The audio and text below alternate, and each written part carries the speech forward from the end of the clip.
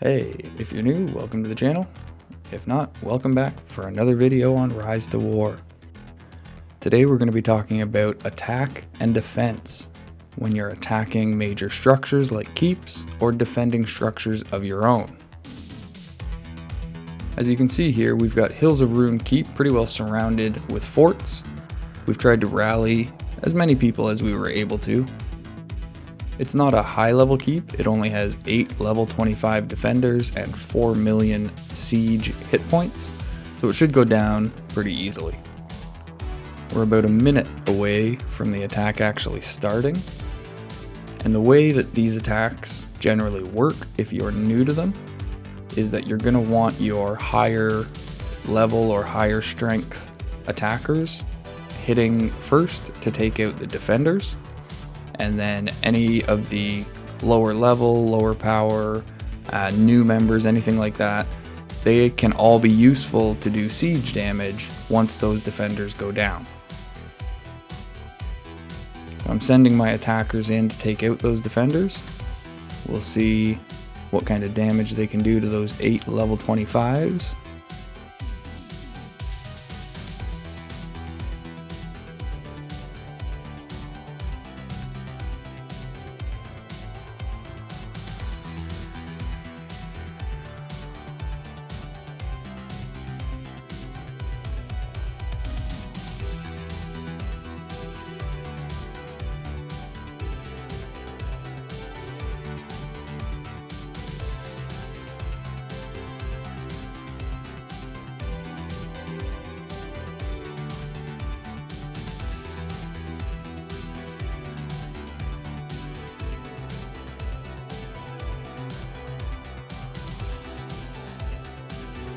Speed it up a little bit here so you don't have to sit through the whole thing. A little war cry there. Alright, and as we see in the reports, Grima took out 7 defenders and Ugthak finished off the last one. So after that I went into chat and just let everyone know the defenders are down, send siege. Now everybody is going to send whatever commanders they have, as you can see, and we're going to do the 4 million hit points of siege damage as fast as we can to try and beat that recovery timer. As soon as you hit the first defender, there is a recovery timer of 1 hour on major structures like keeps, and once that 1 hour recovery timer goes down, the defenders will refresh. Those are just some defenses being set up for the Black Gate later.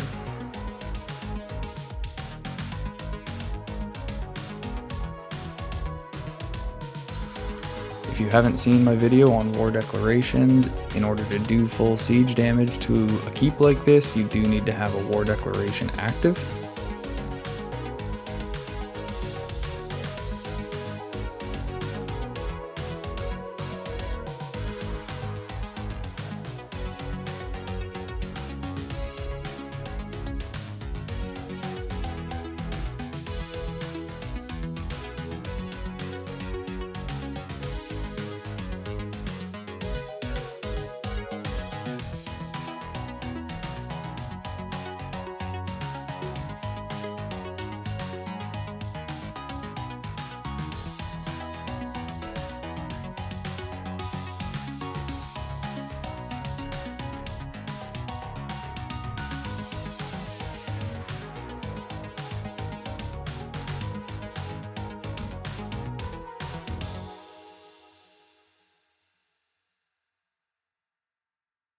And there we go, we've taken control of it. And we now control the region as well. For anyone interested in tracking stats, if you click on the little trophy icon, you'll see the first occupation stats laid out there for siege damage as well as defender damage. So hopefully that was able to clear up any confusion about how to attack major structures, keeps, things like that. Okay, moving on to defense. How to defend structures of your own or keeps of your own. As we start off here, you're just going to see a bit of tactics being talked about. Right here, we're talking about possibly hitting the forts in the front row if the number of guards drops low enough. As you see me typing here, it is a bit of a risky tactic with the numbers that they had, but if it seemed safe, then there was a team ready to go to give us a bit of a break, as taking those 3 forts at the front would remove the elves' adjacent tiles from the black gate, thus negating their ability to attack it.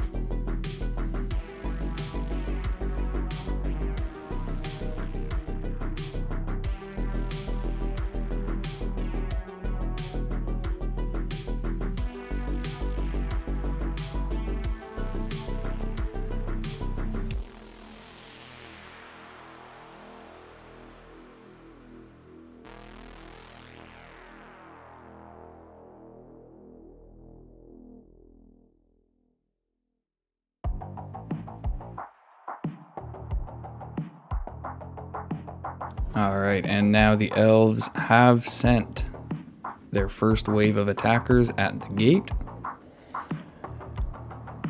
The main defensive strategy that we were using here, as you can see, is to allow the elves to attack the 30 defenders on the black gate. Those 30 level 45 defenders are going to do a great job at tearing through their high level commanders. And as soon as we end up seeing that the defenders on the black gate are low, we're going to take all the commanders that we have ready and stack them onto the gate, creating another barrier for the elves to get through before they even get to the siege damage. The hope behind that is that we can then hold off their attack for the hour of recovery time that we talked about in the attack video. And as long as we can do that, the 30 defenders on the gate are going to refresh. And we doubted that the elves would be able to go 2 rounds with the gate, even if they could go 1. So as with the attack, I've sped up the video here so that you don't have to sit through it in real time. I think this was a defense of over an hour. There are time codes in the description for anyone that wants to jump around the video to see specific parts. But for anyone that does want to see the full attack and defense play out, I've included it here, just tried to speed it up so it's a little bit quicker.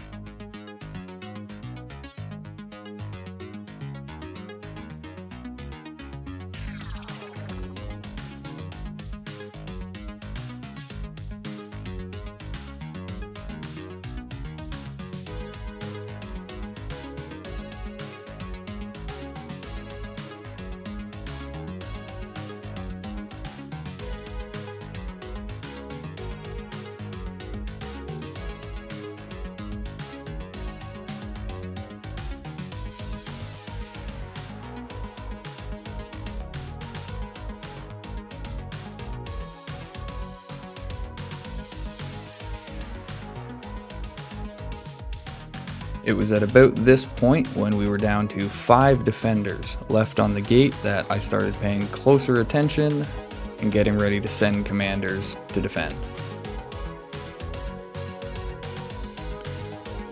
Once I saw that we were down to 3 defenders left on the gate with the amount of commanders they had marching toward it, I was worried that if we didn't get defenders on soon enough, they would get through those 3 defenders and start doing siege damage, so I gave the order to send commanders, just to make sure we had them there in time.